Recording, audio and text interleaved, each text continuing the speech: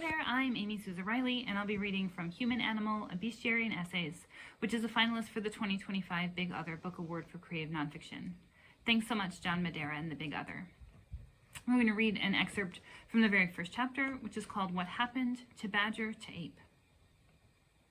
In late August 2014, we moved into an old white house with green shutters. It was within walking distance to the station where I and my husband would catch our daily trains.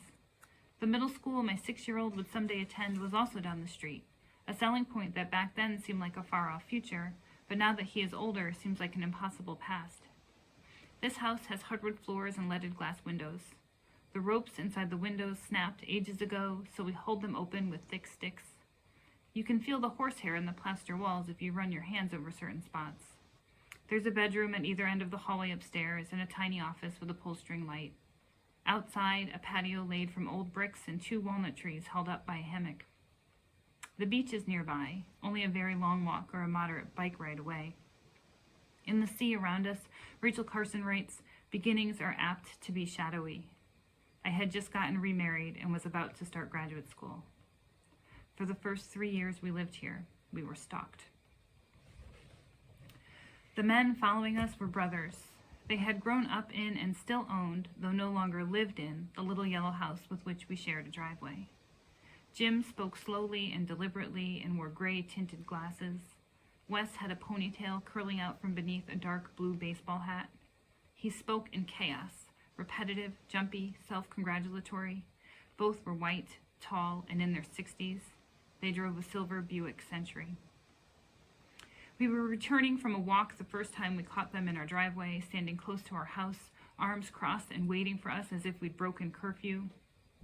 Days before, in a lawyer's office, after we'd signed the papers and held the keys to our new house, our real estate agent told us these neighbors were nosy, but mostly harmless. Did she emphasize mostly? In our driveway, they introduced themselves with their hands out, walking closer and closer to us. Wes pointed at their yellow house and said, "This is the house that was built for us." Then Jim followed with, "We know all the families who've ever lived in your house." And then one of them said, "We gave Jerry that statue in your backyard." I didn't realize we'd been walking backward. By the time they stopped talking, they had backed us up against the door.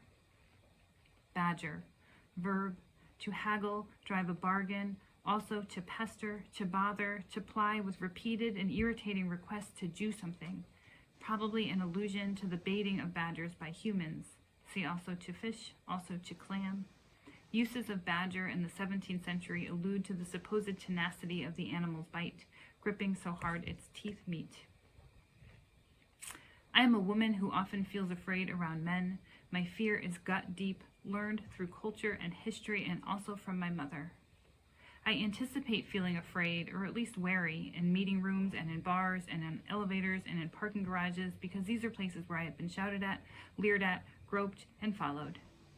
But I did not expect to feel this kind of fear in my new house with my new husband. This house is on a street I had driven down countless times before, in a town I had already lived in for 15 years.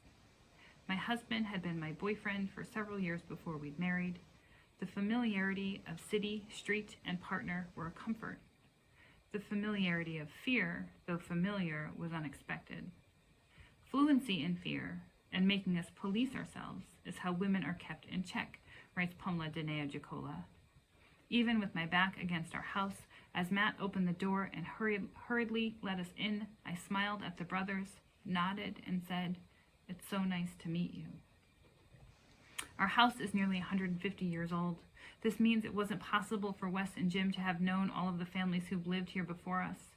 As they backed us into our door, Wes told us they also knew where we'd lived before. "The way you decorated," he said. "We can tell you are good people." I would have thought there is too much subjectivity to correlate a person's goodness with their art, but they were standing so close to me. We realized after we told them we had to go, after we opened the door enough to get inside, after we closed and locked ourselves in, that this was another impossible claim. We had not lived together before.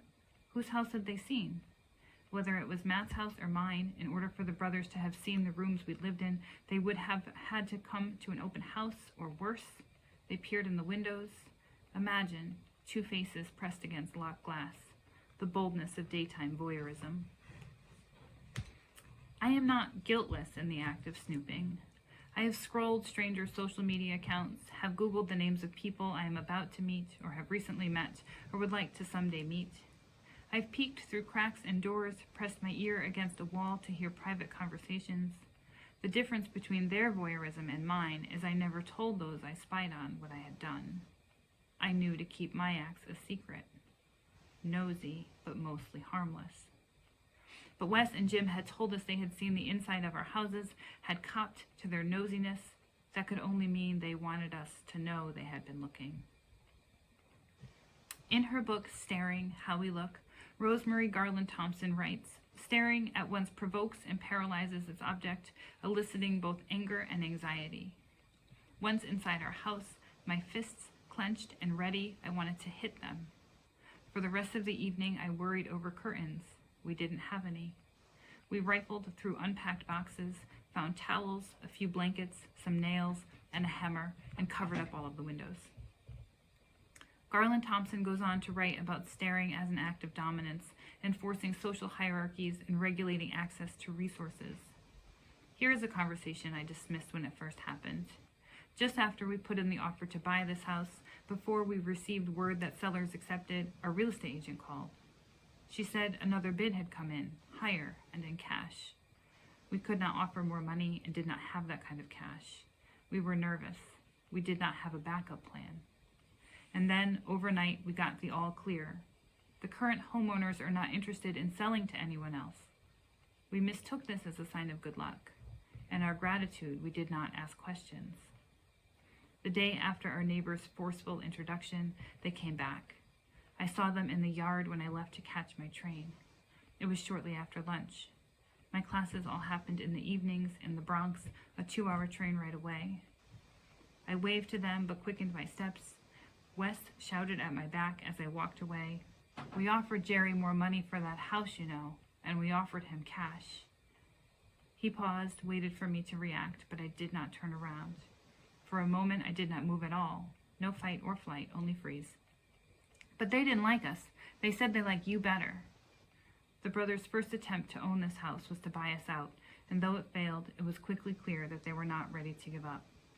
I didn't know how to respond to Wes, so I left. I got on my train and went to class.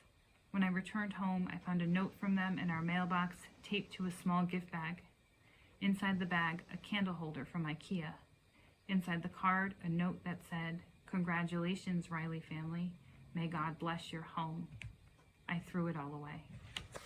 Thanks so much.